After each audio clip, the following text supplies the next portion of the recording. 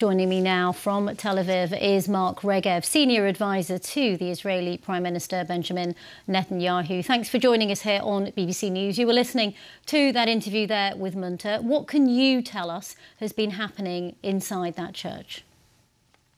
So we're aware that the people have taken shelter in the church, which everyone recognizes is a safe place, because there has been fighting in the vicinity between the Israeli Defense Forces and the Hamas terrorists. And the civilians obviously don't want to be caught up in the crossfire and have entered the church.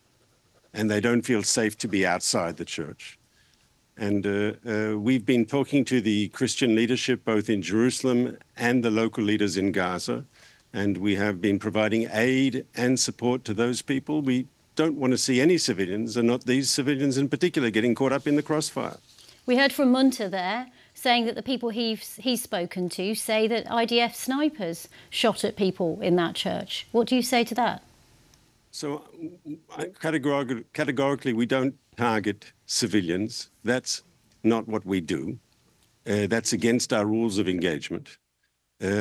What I can say that there were firefights in the vicinity of the church. It's not by accident that people went into the church, because it's a combat zone.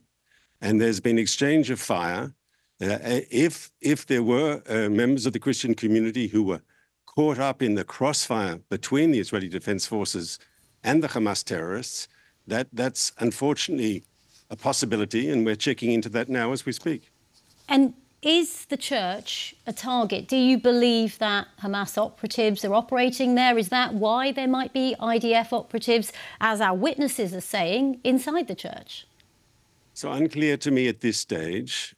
Obviously, as you know, it's been documented on numerous cases in the past of Hamas terrorists abusing protected sites like hospitals, like schools, like mosques, and in this case, a church. So we can't exclude that possibility. Hamas, as has been said by the UK government, by the European Union, by the United States, Hamas has a deliberate strategy of using those sort of protected sites as a human shield for its war machine, and it must be condemned for doing so. Can I play you this clip, please, Mr. Regev? It's from Leila Moran, a Liberal Democrat member of Parliament here, who has family who are in that church.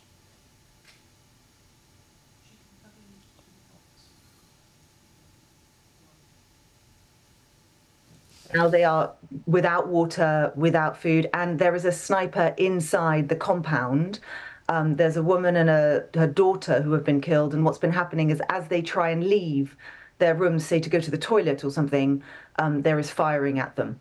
Either the rules of engagement are being ignored, or there is a plan to clear the whole of Gaza. Whatever it is, it needs to stop. My family are not justifiable collateral damage in this war. They have nothing to do with Hamas. They do not deserve this, and nor do the tens of thousands of innocent Palestinians who have died so far either. Mr. Regev, you heard Leila Moran there say her family and thousands of others in Gaza shouldn't be collateral damage for Israel's war. What would you say to her?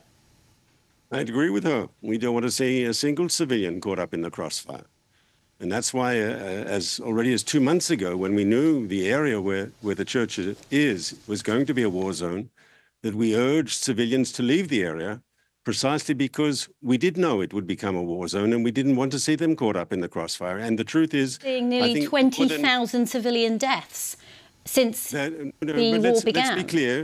Let's be clear. Some 95% of the civilians of northern Gaza, and specifically of that area, chose to heed our advice and to leave, and in so doing so saved their lives. This is, I have to explain, and I'm sure if you can see the pictures of the area, this is an intensive combat zone where we've taken casualties in our soldiers. We've been constant firefights with the Hamas terrorists, close quarter fighting, not easy.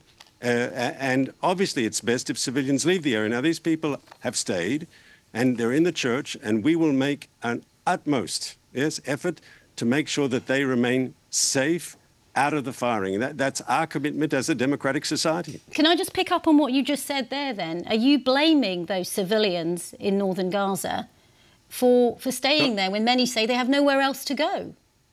Not at all. not at all. I don't blame anyone for staying. I just said that we knew in advance this was going to be a war zone, and that's why we urged people to leave. But we know they're in the church, and we will make every effort to safeguard them.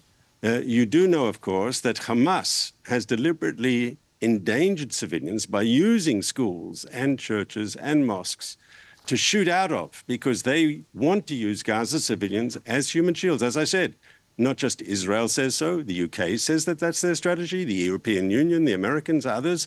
This is a documented modus operandi of Hamas. It's their strategy. Mr. Regev, you mentioned the US, the UK, other European countries. What we've seen in the last few days is a changing position from some of Israel's steadfast allies.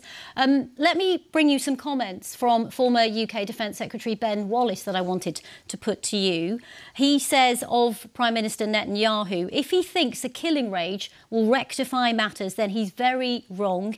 His methods will not solve this problem. He goes on to say his actions are radicalising Muslim youth across the globe. Is your military offensive now, actually in the longer term, going to make people in Israel less safe than safer? I beg to disagree with Ben. I think the worst thing that could happen is that Hamas has a victory. If Hamas has a victory, if somehow Israel is not permitted to destroy Hamas, then that will energize extremism across the planet, not just in Gaza, because that will empower Islamic extremists to say, yes, we can win. While if Israel defeats Hamas, which we will, and we will defeat them decisively, that discredits Hamas. That shows the people of Gaza and everyone, where does this path of extremism and violence and terrorism and brutality, where does that take the Palestinians? Only to a dead end. And that can help actually create space, I believe, for more moderate and pragmatic voices.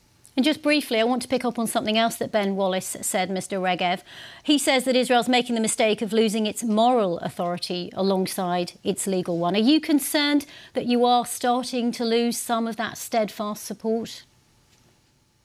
You raised two questions, moral authority and political support. So I've just come out of a meeting with the US Secretary of Defense, Austin, who's visiting Israel and who'll shortly be speaking. And I heard from him very strong support for Israel's right to defend itself, in fact, our obligation to protect our people. And I heard from him a common vision that we have to defeat Hamas and we have to see a new reality in Gaza where Hamas is no longer ruling the enclave. And let's be clear, Israelis simply refuse to live any longer next to this terrorist enclave in constant fear that terrorists will cross the border and kill their children in the middle of the night. No, we don't want to live like that. No one should have to live like that. Mark Regev joining us from Israel. Thank you very much for your comments. Thank you.